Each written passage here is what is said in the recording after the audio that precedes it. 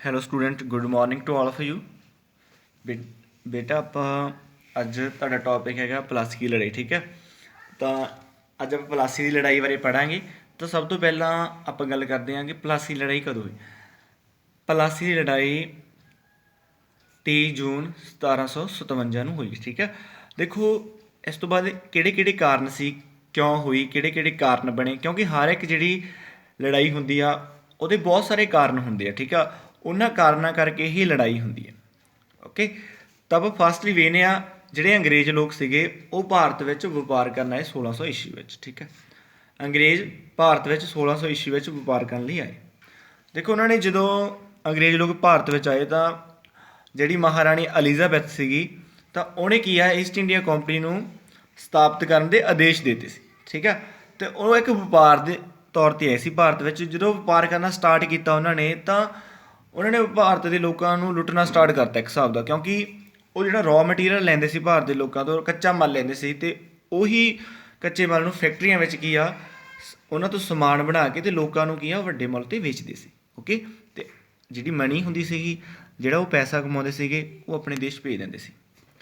ਦੇਖੋ East India company ਨੇ ਆਪਣੀਆਂ ਫੈਕਟਰੀਆਂ ਸਥਾਪਿਤ ਕਰ ਲਈਆਂ ਸੂਰਤ ਵਿੱਚ, ਮਦਰਾਸ, ਮੁੰਬਈ ਅਤੇ ਕੋਲਕਾਤਾ ਵਿੱਚ 17ਵੀਂ ਸਦੀ ਵਿੱਚ। ਠੀਕ ਹੈ, ਤਾਂ ਜਦੋਂ ਉਹਨਾਂ ਨੇ ਫੈਕਟਰੀਆਂ ਸਥਾਪਿਤ ਕਰ ਲਈਆਂ ਤਾਂ ਇਹਨਾਂ ਫੈਕਟਰੀਆਂ ਦੇ ਥਰੂ ਕੀ ਕੀਤਾ, ਉਹਨਾਂ ਨੇ ਵਪਾਰ ਕੀਤਾ। ਠੀਕ ਹੈ, ਲੋਕਾਂ ਨੂੰ ਸਮਾਨ ਬਣਾ ਕੇ ਵੇਚਣ ਲੱਗੇ ਵੱਡੀ ਕੀਮਤ 'ਤੇ। ਠੀਕ ਹੈ, ਉਹਨਾਂ ਤੋਂ ਕੱਚਾ ਮਾਲ ਲੈ ਕੇ। ਉਹੀ ਗੱਲ ਫਿਰ ਮੈਂ ਤੁਹਾਨੂੰ ਦੱਸਣ ਲੱਗਿਆ। 1717 ਵਿੱਚ ਮੁਗਲ ਬਾਦਸ਼ਾਹ ਫਰਖੁਸ਼ੀਅਰ ਨੇ ਈਸਟ ਇੰਡੀਆ ਨੂੰ ਕੀ ਆ ਅਲਾਓ ਕਰਤਾ ਵੀ ਤੁਸੀਂ ਭਾਰਤ ਨਾਲ ਵਪਾਰ ਕਰ ਸਕਦੇ ਹੋ।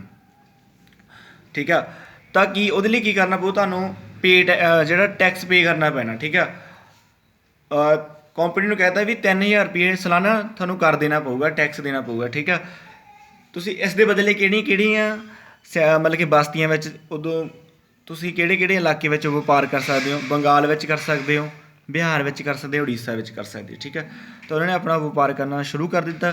ਤਾਂ ਕੀ ਹੋਇਆ, ਥੋੜ੍ਹੇ ਟਾਈਮ ਬਾਅਦ ਕੀ ਹੋਇਆ ਕਿ ਜਿਹੜੇ ਅੰਗਰੇਜ਼ ਸੀਗੇ ਉਹਨਾਂ ਨੇ ਕਰ ਦੇਣਾ ਬੰਦ ਕਰਤਾ, ਤਾਂ ਇੱਕ ਇਹ ਵੀ ਲੜਾਈ ਦਾ ਕਾਰਨ ਬਣਿਆ। ਓਕੇ, 1756 ਵਿੱਚ ਨਵਾਬ ਜਿਹੜਾ ਸਿਰਾਜਦੌਲਾ ਸੀਗਾ ਉਹ ਕੀ ਆ ਬੰਗਾਲ ਦਾ ਨਵਾਬ ਬਣਿਆ।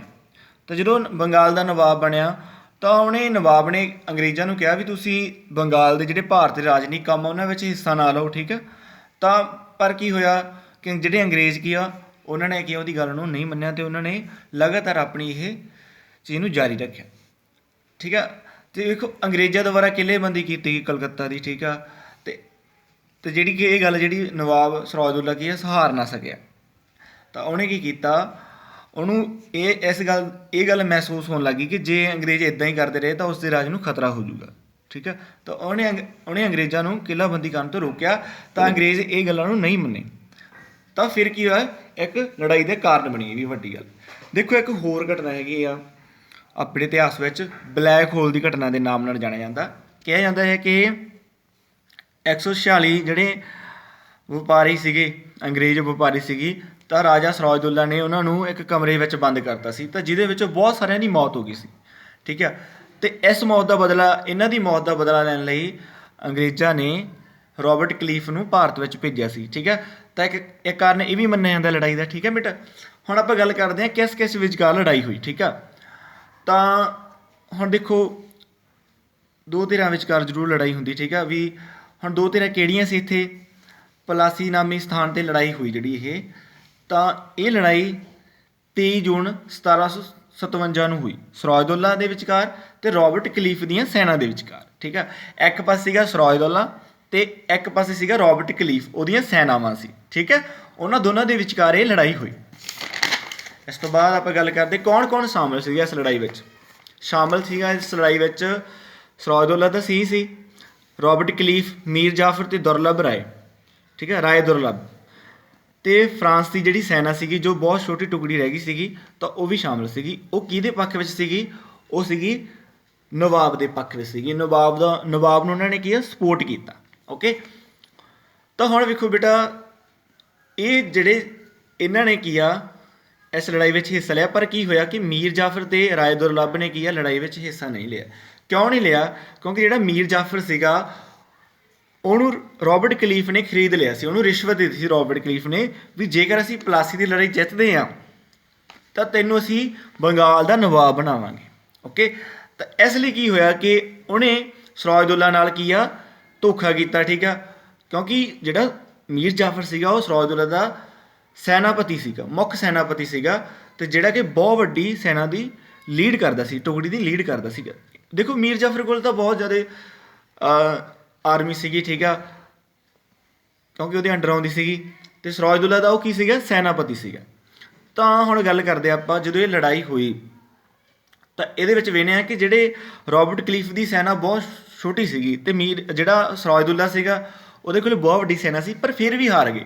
ਕਾਰਨ ਕੀ ਬਣਿਆ ਕਿ ਇੱਕ ਇਤਿਹਾਸਿਕ ਘਟਨਾ ਹੈਗੀ ਆ ਕਿ ਕੀ ਹੋਣ ਲੱਗੀ ਸੀ, ਬਾਰਿਸ਼ ਹੋਣ ਲੱਗੀ ਸੀਗੀ ਬਹੁਤ ਜ਼ਿਆਦਾ, ਜਿਹਦੇ ਕਰਕੇ ਜਿਹੜੇ ਉਹਨਾਂ ਕੋਲ ਵੈਪਨ ਸੀਗੇ, ਹਥਿਆਰ ਸੀਗੇ, ਉਹ ਚੱਲਣੋਂ ਬੰਦ ਹੋ ਗਏ ਸੀਗੇ। ਅਤੇ ਕਹਿ ਸਕਦੇ ਹਾਂ ਕਿ ਕਿਸਮਤ ਨੇ ਸਾਥ ਨਹੀਂ ਦਿੱਤਾ, ਅਤੇ ਇੱਕ ਜਿਹੜੇ ਉਹਦੇ ਨਾਲ ਦੇ ਸੀਗੇ, ਮੀਰ ਜਾਫਰ ਸੀਗਾ, ਰਾਏ ਦੁਰਲੱਭ ਸੀਗਾ, ਉਹਨਾਂ ਨੇ ਵੀ ਕੀ ਆ ਸਿਰਾਜਦੌਲਾ ਨਾਲ ਕੀ ਆ ਧੋਖਾ ਕੀਤਾ। ਠੀਕ ਹੈ, ਜਿਸ ਕਾਰਨ ਕੀ ਆ ਜਿਹੜੇ ਰੋਬਰਟ ਕਲੀਫ ਹੋਣੀ ਆ ਇਹ ਲੜਾਈ ਜਿੱਤ ਗਏ। ਅਤੇ ਇਸ ਤੋਂ ਬਾਅਦ ਕੀ ਕੀਤਾ ਉਹਨਾਂ ਨੇ, ਮੀਰ ਜਾਫਰ ਨੂੰ ਕੀ ਆ ਬੰਗਾਲ ਦਾ ਨਵਾਬ ਬਣਾਤਾ। ਠੀਕ ਹੈ, ਤਾਂ ਨਤੀਜੇ ਦੇਖੋ ਹੁਣ ਲੜਾਈ ਕਦੋਂ ਹੋਈ ਇਹਦੇ ਬਾਰੇ ਗੱਲ ਕਰ ਲੈਂਦੇ ਹਾਂ। ਜਿਹੜੇ ਫਰਾਂਸੀ ਸੀਗੇ ਨਵਾਬ ਦੀ ਸਹਾਇਤਾ ਕੀਤੀ ਉਹਨਾਂ ਨੇ, ਲੜਾਈ 23 ਜੂਨ 1757 ਨੂੰ ਹੋਈ। ਠੀਕ ਹੈ, ਪਲਾਸੀ ਦੇ ਸਥਾਨ 'ਤੇ ਹੋਈ। ਓਕੇ, ਇਹ ਗੱਲ ਯਾਦ ਰੱਖੀ, 23 ਜੂਨ 1757 ਨੂੰ ਪਲਾਸੀ ਦੇ ਸਥਾਨ 'ਤੇ ਲੜਾਈ ਹੋਈ। ਅਤੇ ਇਹਦਾ ਕੀ ਮਤਲਬ ਕਿ ਸਿੱਟਾ ਕੀ ਨਿਕਲਿਆ ਕਿ ਮੀਰ ਜਾਫਰ ਨੂੰ ਕੀ ਆ ਬੰਗਾਲ ਦਾ ਨਵਾਬ ਬਣਾਇਆ ਗਿਆ। ਨਤੀਜੇ ਵਿੱਚ ਦੇਖਦੇ ਆਪਾਂ ਕਿ ਜਿਹੜੇ ਅੰਗਰੇਜ਼ ਸੀ ਉਹਨਾਂ ਦੀ ਜਿੱਤ ਹੋਈ ਅਤੇ ਸਿਰਾਜਦੌਲਾ ਦੀ ਕੀ ਹਾਰ ਹੋਈ। ਜਦੋਂ ਸਿਰਾਜਦੌਲਾ ਦੀ ਹਾਰ ਹੋਈ ਤਾਂ ਉਹਨਾਂ ਨੂੰ ਜਦੋਂ ਅੰਗਰੇਜ਼ਾਂ ਨੇ ਇਹਨੂੰ ਗ੍ਰਿਫਤਾਰ ਕਰ ਲਿਆ ਅਤੇ ਬਾਅਦ ਵਿੱਚ ਇਹਨੂੰ ਮੌਤ ਦੇ ਘਾਟ ਉਤਾਰ ਦਿੱਤਾ। ਇਸ ਤੋਂ ਬਾਅਦ ਮੀਰ ਜਾਫਰ ਨੂੰ ਬੰਗਾਲ ਦਾ ਨਵਾਬ ਬਣਾ ਦਿੱਤਾ ਗਿਆ। ਹੁਣ ਆਪਾਂ ਹਰ ਇੱਕ ਲੜਾਈ ਦੇ ਬੈਡ ਫੈਕਟ ਅਤੇ ਗੁੱਡ ਫੈਕਟ ਤਾਂ ਪੈਂਦੇ ਆ ਨਾ, ਉਹਦਾ ਸਿਗਨੀਫਿਕੈਂਟ ਕੀ ਸੀਗਾ, ਕਨਕਲੂਜ਼ਨ ਕੀ ਨਿਕਲਿਆ, ਸਿੱਟੇ ਕੀ ਨਿਕਲੇ, ਹੈ ਨਾ, ਇਹਦੇ ਬਾਰੇ ਪੜ੍ਹਦੇ ਆਪਾਂ। ਇਹ ਅੰਗਰੇਜ਼ਾਂ ਦੀ ਭਾਰਤ ਵਿੱਚ ਪਹਿਲੀ ਜਿੱਤ ਸੀਗੀ। ਦੇਖੋ ਬਹੁਤ ਸਾਰੇ ਪਹਿਲਾਂ ਕਰਨਾਟਕ ਵਾਰ ਹੋਏ, ਕਰਨਾਟਕ ਯੁੱਧ ਹੋਏ। ਠੀਕ ਆ, 3 ਕਰਨਾਟਕ ਯੁੱਧ ਹੋਏ, ਉਹ ਕਿਹਦੇ, ਫਰਾਂਸੀ ਅਤੇ ਅੰਗਰੇਜ਼ਾਂ ਦੇ ਵਿਚਕਾਰ ਹੋਏ। ਠੀਕ ਆ, ਫਰਾਂਸੀਸੀ ਅਤੇ ਅੰਗਰੇਜ਼ਾਂ ਦੇ ਵਿਚਕਾਰ ਹੋਏ, ਜਿਸ ਵਿੱਚ ਅੰਗਰੇਜ਼ਾਂ ਦੀ ਜਿੱਤ ਹੋਈ।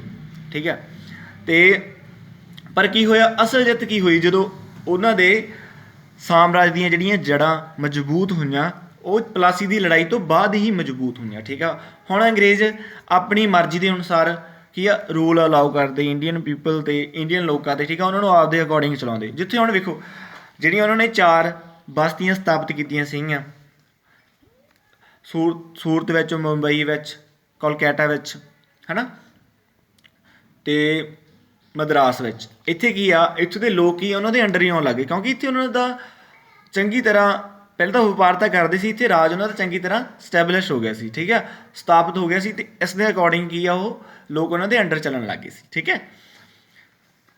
ਅਤੇ ਫਿਰ ਕੀ ਹੋਇਆ, ਦੂਜਾ ਕਾਰਨ ਕੀ ਸੀਗਾ ਕਿ ਜਿਹੜੀ, ਹਾਂ ਇਹ ਗੱਲ ਆਪਾਂ ਕਰ ਹੀ ਲਈ ਹੁਣ, ਕਿ ਜੋ ਅੰਗਰੇਜ਼ਾਂ ਦੇ ਅੰਡਰ ਬਸਤੀਆਂ ਆਉਂਦੀਆਂ ਸੀ ਉਹਨਾਂ ਨੇ ਚੰਗੀ ਤਰ੍ਹਾਂ ਆਪਣਾ ਅਧਿਕਾਰ ਕਰ ਲਿਆ ਅਤੇ ਲੋਕਾਂ ਨੂੰ ਆਪਣੇ ਅਨੁਸਾਰ ਚਲਾਉਣਾ ਸਟਾਰਟ ਕਰਤਾ ਉਹਨਾਂ ਨੇ।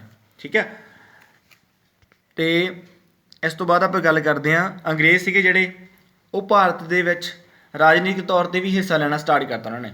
ਠੀਕ ਹੈ, ਰਾਜਨੀਤਿਕ ਤੌਰ 'ਤੇ ਵੀ ਭਾਰਤ ਵਿੱਚ ਹਿੱਸਾ ਲੈਣਾ ਸ਼ੁਰੂ ਕਰਤਾ ਉਹਨਾਂ ਨੇ। ਅੰਗਰੇਜ਼ਾਂ ਨੇ ਕੀ ਕੀਤਾ, ਕਿਉਂਕਿ ਜਦੋਂ ਸਿਰਾਜਦੌਲਾ ਕਹਿੰਦਾ ਸੀ ਤੁਸੀਂ ਭਾਰਤ ਵਿੱਚ ਜਿਹੜੀ ਰਾਜਨੀਤਿਕ ਮਸਲੇ ਉਹਨਾਂ ਵਿੱਚ ਹਿੱਸਾ ਨਾ ਲਓ, ਤੁਸੀਂ ਇਕੱਲਾ ਵਪਾਰ ਕਰਨਾ ਹੈ ਤਾਂ ਵਪਾਰ ਕਰੋ। ਪਰ ਕੀ ਆ ਹੁਣ ਜਦੋਂ ਇਹਨਾਂ ਨੇ ਆਹ ਬੈਟਲ ਜਿੱਤ ਲਈ, ਪਲਾਸੀ ਦੀ ਲੜਾਈ ਜਿੱਤ ਲਈ, ਤਾਂ ਜਿਹੜੇ ਅੰਗਰੇਜ਼ ਸੀਗੇ ਉਹਨਾਂ ਨੇ ਭਾਰਤ ਦੇ ਰਾਜਨੀਤਿਕ ਮਸਲਿਆਂ ਵਿੱਚ ਹਿੱਸਾ ਲੈਣਾ ਸ਼ੁਰੂ ਕਰਤਾ। ਅਤੇ ਜਿਸ ਦੇ ਥਰੂ ਕੀ ਹੋਇਆ ਕਿ ਉਹਨਾਂ ਨੇ ਆਪਣਾ ਰਾਜ ਸਥਾਪਿਤ ਕੀਤਾ। ਅਤੇ ਇਸ ਤੋਂ ਬਾਅਦ ਕੀ, ਪਲਾਸੀ ਦੀ ਲੜਾਈ ਤੋਂ ਬਾਅਦ ਕੀ, ਉਹਨਾਂ ਦਾ ਸਾਮਰਾਜ ਕੀ ਆ ਚੰਗੀ ਤਰ੍ਹਾਂ ਸਥਾਪਿਤ ਹੋਣਾ ਸ਼ੁਰੂ ਹੋ ਗਿਆ ਸੀਗਾ। ਠੀਕ ਆ, ਅਤੇ ਹੁਣ ਦੇਖੋ ਆਪਾਂ ਗੱਲ ਕਰਦੇ ਹਾਂ ਕਿ ਸ਼ੁਰੂ ਤੋਂ ਹੀ ਵੇਖ ਰਹੇ ਹਾਂ ਆਪਾਂ, ਜਦੋਂ 1600 ਈਸਵੀ ਵਿੱਚ ਆਈ ਸੀ ਜਿਹੜੀ ਕੰਪਨੀ, ਈਸਟ ਇੰਡੀਆ ਕੰਪਨੀ, ਇੱਕ ਵਪਾਰ ਦੇ ਨਾਮ 'ਤੇ ਆਈ, ਤਾਂ ਦੇਖੋ ਵੀ ਆਪਣੀ ਜਿਹੜੀ ਦੇਸ਼ ਦੀ ਏਕਤਾ ਏਕਤਾ ਨਾ ਹੋਣ ਦੇ ਕਾਰਨ ਹੀ ਕੀ ਕੀਤਾ ਉਹਨਾਂ ਨੇ, ਇੱਥੇ ਆਪਣਾ ਰਾਜ ਸਥਾਪਿਤ ਕਰ ਲਿਆ। ਠੀਕ ਆ, ਹੁਣ ਦੇਖੋ ਜੇ ਚਾਹੁੰਦੇ ਮੀਰ ਜਾਫਰ ਅਤੇ ਰਾਏ ਦੁਰਲੱਭ ਜੇ ਸਿਰਾਜਦੌਲਾ ਦੇ ਨਾਲ ਹੁੰਦੇ ਨਾ, ਤਾਂ ਉਹਨਾਂ ਨੇ ਕੀ ਆ ਰੋਬਰਟ ਕਲੀਫ ਨੂੰ ਹਰਾ ਦੇਣਾ ਸੀ। ਪਰ ਕੀ ਹੋਇਆ ਕਿ ਉਹਨਾਂ ਨੇ ਕੀ ਆ ਧੋਖਾ ਕੀਤਾ ਸਿਰਾਜਦੌਲਾ ਨਾਲ, ਅਤੇ ਕਾਹਦੇ ਲਈ ਧੋਖਾ ਕੀਤਾ, ਬੰਗਾਲ ਦਾ ਨਵਾਬ ਬਣਨ ਲਈ। ਪਰ ਕੀ ਹੋਇਆ ਕਿ ਉਹ ਵੀ ਕੀ ਇਹਨਾਂ ਦੇ ਅੰਡਰ ਰਹਿ ਕੇ ਬਣਨਾ ਚਾਹੁੰਦਾ, ਕੀ ਕਰ ਮਤਲਬ ਕੀ ਹੋਇਆ ਬਾਅਦ ਵਿੱਚ, ਜਿਹੜਾ ਮੀਰ ਜਾਫਰ ਸੀਗਾ ਉਹਦੇ ਕੋਲ ਕੋਈ ਸ਼ਕਤੀ ਨਹੀਂ ਰਹੀ, ਠੀਕ ਹੈ, ਉਹ ਅੰਗਰੇਜ਼ਾਂ ਦੇ ਹੱਥ ਵਿੱਚ ਕਠਪੁਤਲੀ ਸੀਗਾ। ਤਾਂ ਵੇਖੋ ਉਹ ਗੁਲਾਮ ਹੋ ਕੇ ਰਿਹਾ ਉਹਨਾਂ ਦਾ, ਤਾਂ ਉਹਨੂੰ ਇਸ ਗੱਲ ਦਾ ਮਤਲਬ ਕਿ ਅਫਸੋਸ ਹੋਇਆ, ਠੀਕ ਹੈ, ਉਹ ਆਪਦੇ ਅਨੁਸਾਰ ਰਾਜ ਨਹੀਂ ਕਰ ਸਕਿਆ। ਅਤੇ ਇੱਕ ਕਾਰਨ ਇਹਦੇ ਉਲਟ ਵੀ ਵੇਖਦੇ ਆ, ਜੇਕਰ ਮੀਰ ਜਾਫਰ ਅਤੇ ਰਾਏ ਦੁਰਲੱਭ ਜੇ ਸਿਰਾਜਦੌਲਾ ਦੀ ਸਹਾਇਤਾ ਕਰਦੇ ਤਾਂ ਇਹਦਾ ਇਤਿਹਾਸ ਕੁਝ ਹੋਰ ਹੀ ਹੋਣਾ ਸੀਗਾ, ਠੀਕ ਆ।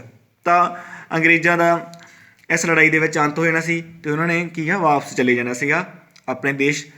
ਭਾਰਤ ਵਿੱਚ ਅੰਗਰੇਜ਼ਾਂ ਦਾ ਰਾਜ ਹੀ ਨਹੀਂ ਹੋਣਾ ਸੀਗਾ, ਠੀਕ ਹੈ, ਕਿਉਂਕਿ ਅੰਗਰੇਜ਼ਾਂ ਨੇ ਭਾਰਤ ਦੇ ਲੋਕਾਂ ਵਿੱਚ ਫੁੱਟ ਪਾ ਕੇ ਰਾਜ ਕੀਤਾ, ਠੀਕ ਆ, ਉਹਨਾਂ ਨੂੰ। ਅਤੇ ਇਹ ਜਿਹੜਾ ਰਾਜ ਕਰਨ ਦੀ ਜਿਹੜੀ ਹੁਣ ਤੱਕ ਪ੍ਰਥਾ ਚੱਲ ਰਹੀ ਹੈ, ਠੀਕ ਆ, ਹੁਣ ਤੱਕ ਸਾਰੇ ਇੱਦਾਂ ਹੀ ਕਰ ਰਹੇ ਆ ਬੇਟਾ। ਆਈ ਹੋਪ ਕਿ ਤੁਹਾਨੂੰ ਅੰਡਰਸਟੈਂਡ ਹੋਇਆ ਹੋਵੇਗਾ। ਓਕੇ ਬੇਟਾ, ਥੈਂਕ ਯੂ।